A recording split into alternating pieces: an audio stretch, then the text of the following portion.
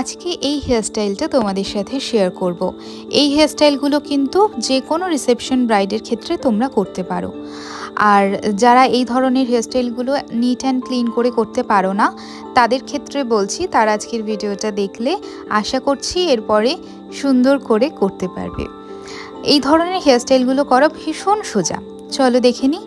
প্রথমে আমি খুব ভালোভাবে নিট অ্যান্ড ক্লিন করে নিয়েছি হেয়ারটাকে, ইয়ার টু ইয়ার পার্টিশন করে খুব ভালোভাবে একটা টাইট করে পনিটেল বানিয়ে নিয়েছি।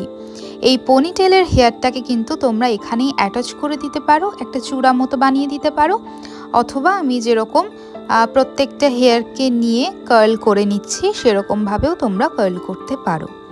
এখানে একটা কথা বলি, হেয়ারটা দেখে তোমরা কিন্তু টেম্পারেচারটাকে মেনটেন করবে।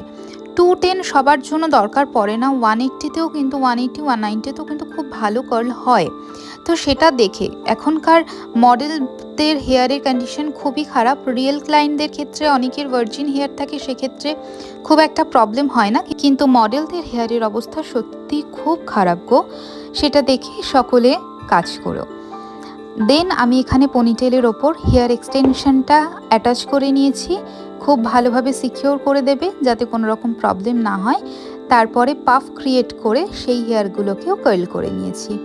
এবার ফ্রন্ট ভেরিয়েশনটা দেখে নাও। ফ্রন্ট ভেরিয়েশনে এরকম প্রত্যেকটা ছোট ছোট সেকশন নিয়ে সেকশনগুলোকে ভালো করে নিট অ্যান্ড ক্লিন করতে হবে। দেন একটুখানি রুট ব্যাককম করে হার্ড স্প্রে দিয়ে সেটাকে সেট করতে হবে। দেন আমি ঠিক যেরকম হাত দিয়ে দিয়ে সেকশনগুলোকে নিট অ্যান্ড ক্লিন করছি, কোম করে করে ক্লিন করছি, সেভাবে ক্লিন করে ইউপিনের সাহায্যে এটাকে হোল্ড করিয়ে রাখবে, তাহলে কোনো রকম কোনো প্রবলেম হবে না। দেন সেই প্রত্যেকটা সেকশনকে আলাদা আলাদা করে কার্ল করে নিতে হবে, ব্যাস। তাহলে আজকের এই হেয়ারস্টাইলটা রেডি হয়ে যাবে।